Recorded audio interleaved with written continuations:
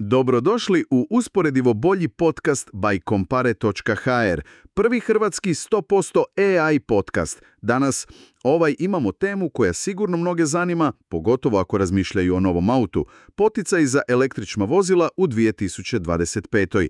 Imamo tu neke informacije iz bloga, poticaj za električna vozila 2025, sve što trebaš znati. Pa, da vidimo što nas čeka. Da, pogledat ćemo što se najavljuje za 2025. i koja je zapravo ključna razlika u odnosu na prošlu godinu, 2024. Pogotovo, za građane. Cilj nam je malo razjasniti tko uopće može računati na poticaje ove godine, barem prema ovome što sad znamo. Ok, super. Idemo onda odmah na ono najvažnije. Što je točno novo s poticajima za 2025?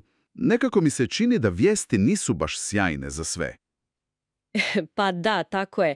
Prema trenutno, objavljenom indikativnom planu Fonda za zaštitu okoliša i energetsku učinkovitost za 2025. poticaji su, pazi sad, namijenjeni isključivo pravnim osobama. Čekaj, samo pravim, znači firmama. Upravo tako. Dakle, ako netko kao fizička osoba, kao građanin, planira kupiti električno vozilo, po ovome planu ove godine nema pravo na poticaj. Opa. Znači, građani su, kako da kažem, za sada izvisili. To je, malo razočaravajuće, moram priznati. Nažalost, da, tako trenutno stoji u planu. Sad, fond jest poručio da će, ako se otvori mogućnost sufinanciranja i za građane tijekom godine, da će oni tu mogućnost iskoristiti. Ali, znaš kako je, zasad se moramo držati onoga što piše u planu. Znači, nada postoji, ali plan je plan. Tako nekako. A novi javni poziv, onaj s baš svim detaljima, očekuje se tek negdje do ljeta 2025. Dobro, čekat ćemo ljeto onda za te službene detalje. Ali dok čekamo, možda da se samo kratko podsjetimo kako je to funkcioniralo 2024. Čisto da imamo kontekst, da vidimo tu razliku. Tad je bilo, sjećam se, 15 milijuna eura baš za građane i onaj princip najbrži prst, zar ne? Točno, da, točno. U 2024. godini građani su mogli dobiti poticaj, ali samo za kupnju jednog novog vozila. I bitno je bilo da je prvi put registrirano u Hrvatskoj. Aha. I da mu cijena s PDV-om nije prelazila 50.000 eura. Sufinancirale su se vozila L1 do L7 kategorije, to su ti električni motocikli, mopedi, četverocikli. Manje vozila. Da. I naravno M1 kategorija, znači osobni automobili, tu su ulazili plug-in hibridi, potpuno električna vozila i ona na vodik. Uvjet je bio naravno nulta emisija CO2 za električna i vozila na vodik, a za plug-in hibride do 50 grama kilometra. A iznosi su bili baš primamljivi, sjećam se, čini bi se do 9.000 eura za ove električne M1 kategorije. Da, iznosi su bili dobri. Do 2.500 eura za L kategoriju, onu manju, onda do 5.000 eura za M1 plug-in hibride i do čak 9.000 eura za M1 potpuno električna vozila i ona na vodik. 9.000 eura? Nije malo. Nije. Ali postojao je i drugi limit, onaj koji si ranije spomenuo, poticaj nije smio prelaziti 40% cijene vozila. Znači, uvijek se primjenjivao onaj iznos koji je bio manji od ta dva.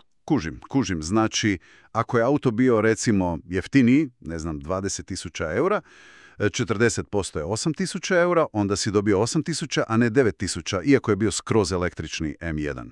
Jasno, logično. A sam proces prijave, sjećam se da je bilo nekih priča oko toga. Išlo je preko prodajnih mjesta, jel tako? Upravo tako, da. Nisi se ti direktno prijavljivao fondu, nego išlo u, recimo, 4 koraka. Prvo odabereš vozilo s liste koju je fond objavio. Ok. Onda prodajno mjesto, znači salon, rezervira sredstva za tebe kod fonda. Nakon toga, ti kao kupac si morao uplatiti minimalni predujam, mislim da je bilo 7% od iznosa poticaja, i to dosta brzo, u roku 8 dana. 8 dana.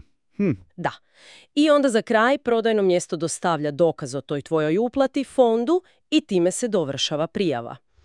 Isplata samog poticaja je išla tek kasnije, nakon što se dostavila sva dokumentacija, račun, dokaz o plaćanju cijelog iznosa, prometna dozvola i tako dalje. Zvuči, pa, malo komplicirano, ali hej, za te novce se isplatilo onima koji su uspjeli uloviti, siguran si. Procedura je imala svoje korake, ali da, isplatilo se. No dobro, ove godine znači priča je drugačija za građane. Ali čak i ako nema tih direktnih poticaja, sama kupnja energetski učinkovitijeg vozila, pa i električnog, može donijeti neke uštede, zar ne? Mislim, dugoročno. Apsolutno, to je jako važno naglasiti. Poticaj je super, ali on je jednokratan. Dugoročno gledano, tu su potencijalne uštede na gorivu, na održavanju, to sve treba staviti na papir. Kad smo već kod troškova koji idu uz auto, tu je i osiguranje. Neizbježan trošak. Točno. Bilo da kupuješ novo ili imaš staro vozilo, električno ili ne, osiguranje moraš imati, a tu cijene mogu dosta varirati. I kako onda naći najpovoljniju opciju? Pretpostavljam usporedba. Upravo to. Usporedba je ključ. I tu recimo uskače Compare.hr. To je naš vodeća platforma kod nas baš za usporedbu i ugovaranje. Ne samo auto osiguranja, obveznog i kaska, nego i dopunskog, putnog, pa čak i osiguranja imovine. Aha, znači sve na jednom mjestu. Da. I ne samo osiguranja, nego i telekom usluge, pa i kredite možeš usporediti.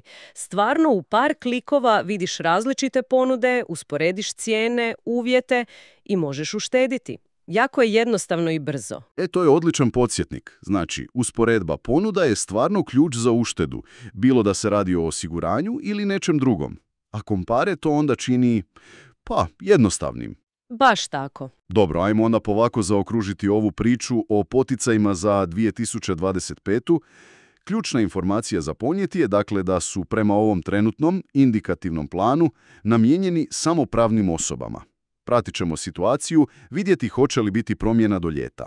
Upravo tako. To je najvažnije za zapamtiti za sad. A možda za kraj, evo jedno pitanje za razmišljanje svima koji nas slušaju i koje ova tema zanima. Koliko zapravo sami poticaji, ta financijska injekcija, utječu na konačnu odluku o prelasku na električno vozilo? Dobro pitanje.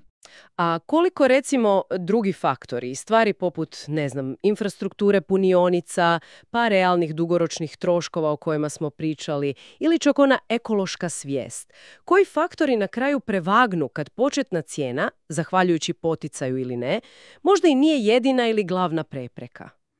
Odlično pitanje za kraj, stvarno tjera na razmišljanje.